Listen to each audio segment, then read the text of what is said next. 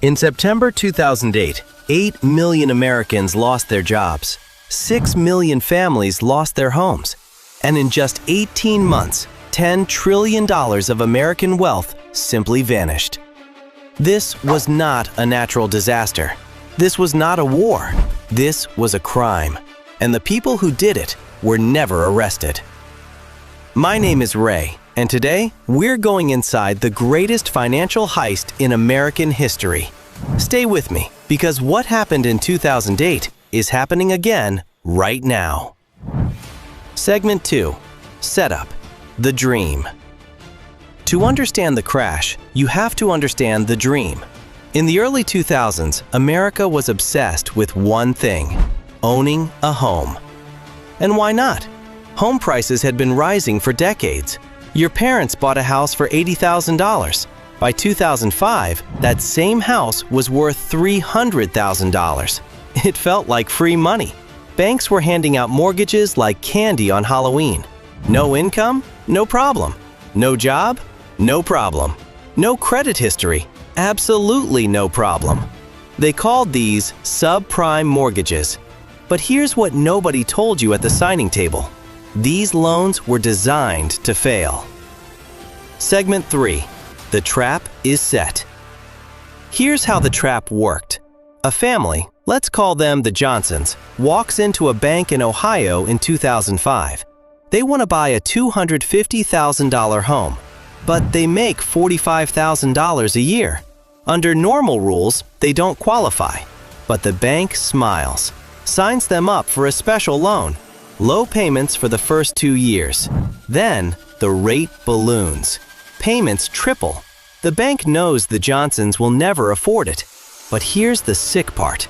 The bank doesn't care.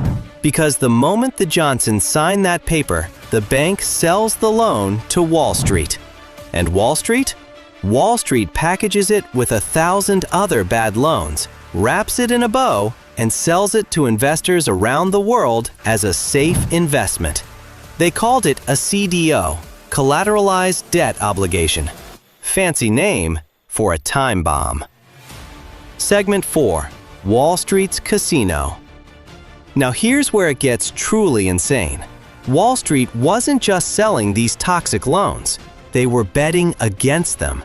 Major investment banks, the same firms selling these CDOs to pension funds and retirement accounts, were secretly buying something called credit default swaps. Basically, insurance that paid out when the loans failed. Think about that for a second. They were selling you a burning house and taking out fire insurance on it. One trader at Goldman Sachs reportedly made over $4 billion in a single year betting that American homeowners would lose everything. He was right. Segment 5. The ratings agencies paid liars. But wait, if these investments were so dangerous, why didn't anyone warn us? They did, but nobody listened, because the referees were on the take. Credit rating agencies, Moody's, S&P, Fitch, were supposed to grade these investments. AAA meant safe, like U.S. Treasury bonds. But here's the problem. The banks paid the rating agencies to grade their products. So what did the agencies do? They gave AAA ratings to mortgages worth almost nothing. Worthless loans dressed up in a suit. One agency executive later admitted in testimony they knew. They knew the ratings were wrong, but the money was too good to stop. Segment 6. The housing bubble peaks. By 2006, the housing market had become the biggest bubble in American history. Home prices had risen 124% in just 10 years. In Las Vegas, houses were flipping in 48 hours. In Miami, people were buying condos that hadn't even been built yet, just to flip them for profit.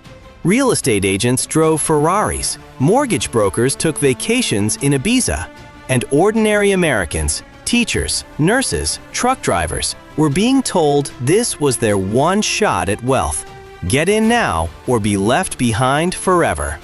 Nobody asked the most important question: what happens when it all stops? Segment 7. The first cracks. In early 2007, the cracks started to appear. Those adjustable rate mortgages began resetting. The Johnsons and 2 million families like them suddenly faced payments they could never afford. Foreclosures spiked, then exploded, and suddenly those CDOs, those safe AAA investments, started losing value. Fast. Small hedge funds began collapsing. Bear Stearns, one of Wall Street's most powerful firms, quietly told clients its funds had lost nearly everything. The message was, "Stay calm. This is contained." It was not contained. Segment 8. The Dominoes Fall. Think of it like a room full of dominoes, each one representing a bank, a fund, an insurance company. They were all connected through those CDOs, through those credit default swaps, through years of reckless gambling. When housing prices started falling, the first domino tipped, and it hit the next one, and the next. In March 2008, Bear Stearns collapsed, one of Wall Street's most powerful banks, gone in a weekend. The Federal Reserve forced a fire sale to JP Morgan for $2 a share. $2. A company that was worth $170 a share just 1 year earlier. But that was just the warning shot. The explosion was still coming. Segment 9. Lehman Brothers. The moment everything broke. September 15th, 2008. It was a Monday morning, and when Americans woke up, the financial world had changed forever.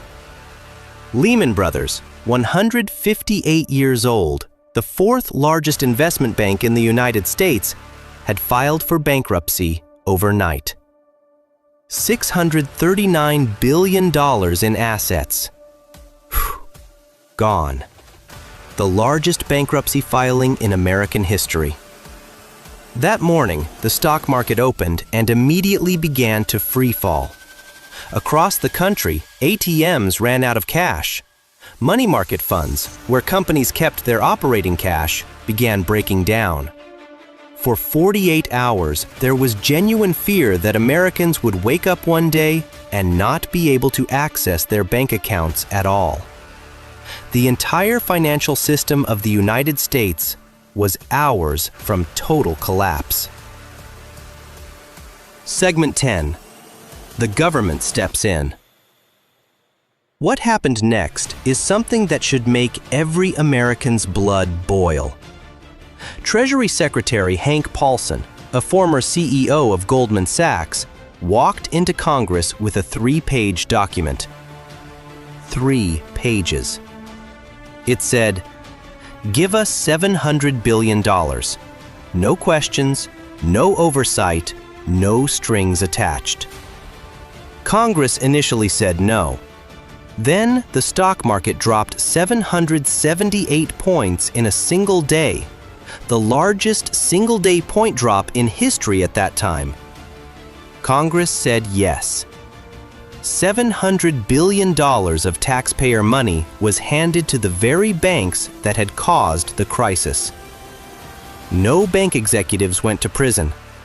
Many received multi-million-dollar bonuses that same year, paid for by you. Segment 11. Main Street pays the price. While Wall Street got bailed out, Main Street got wiped out.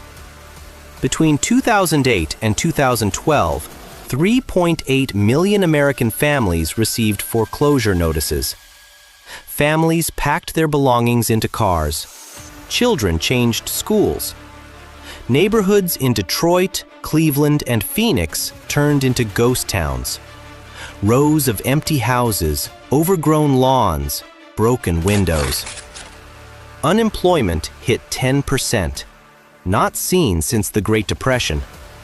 Retirement accounts lost an average of 30 to 40% of their value overnight. People who had worked their entire lives, who had done everything right, watched decades of savings disappear. And the cruelest part? Many of them didn't even understand why.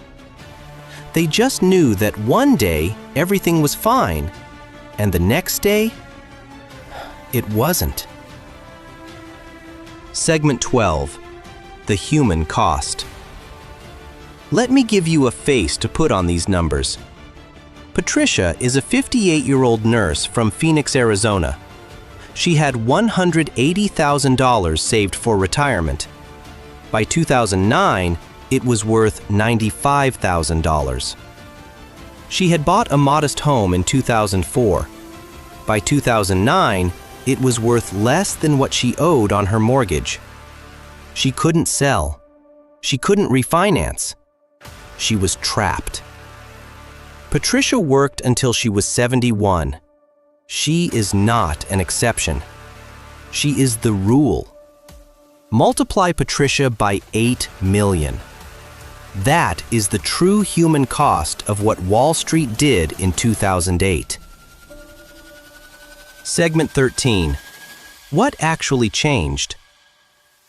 In 2010, Congress passed the Dodd-Frank Act, the biggest financial reform since the Great Depression. New rules, new oversight, new consumer protections. Wall Street spent hundreds of millions lobbying against it, and over the next decade, piece by piece, those rules were quietly rolled back. By 2018, many of the core protections from Dodd-Frank had been weakened or eliminated. The same types of exotic financial products that caused the crisis, still being sold. The same ratings agencies that lied, still rating. The same banks, now even bigger, still operating. Because here is the uncomfortable truth that nobody in Washington wants to say out loud. Nothing fundamentally changed. Segment 14. Is it happening again? I want you to pay close attention to this next part. Right now, in 2026, economists at Bank of America are writing to clients saying that what they're seeing in the markets is ominously close to what they saw in 2007 and 2008. The private credit market, a $2 trillion industry, is showing cracks. Major funds are limiting withdrawals. Sound familiar? Home affordability has hit historic lows. A family earning the median American income cannot afford a median-priced home in most U.S. cities. And the stock market, after years of record highs, has entered correction territory. History does not repeat itself, but it rhymes. And right now, it is rhyming very loudly. Segment 15. What you need to do. So what can you actually do? I'm not going to tell you to panic. Panic is what the banks want. A scared population makes bad decisions. Here is what I want you to do instead. Number 1. Build your emergency fund. 3 to 6 months of expenses in cash, in an FDIC-insured account. Not stocks, not crypto, cash. Number 2. Understand what you own. If you have a 401k or an IRA, open it right now and look at it. Know exactly what funds you're in and how exposed you are.